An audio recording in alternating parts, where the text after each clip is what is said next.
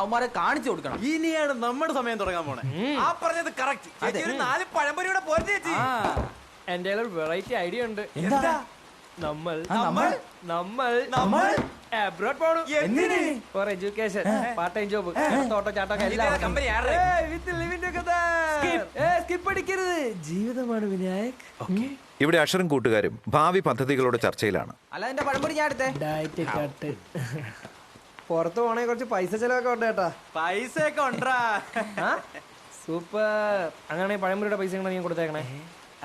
അല്ല അത്രയും പൈസ ഇല്ല. അത്രയും പൈസ ഇല്ലെന്നാ? അപ്പൊ നീ കൊടുത്തേക്ക്. ഇന്ത്യയിലെ പൈസ ഇല്ലേ? ഈ പഴമയുടെ പൈസ ഒന്നും കൊടുക്കുക ഇല്ലാത്തവനാണ് എബ്രോഡ് പോകാൻ നിൽക്കുന്ന. എടാ ഇവിടുന്ന് അവിടെ വരെ പോകണമെങ്കിൽ 20 രൂപ വേണമല്ല. നീയൊക്കെ പിന്നെ എങ്ങനെ എബ്രോഡ് പോണാ? വെക്കടാ പഴംപൊരി.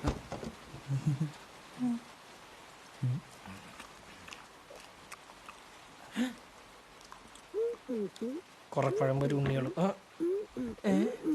പണമില്ലാത്തതിനാൽ അവർ പയ്യെ സ്ഥലം വിടുകയാണ്.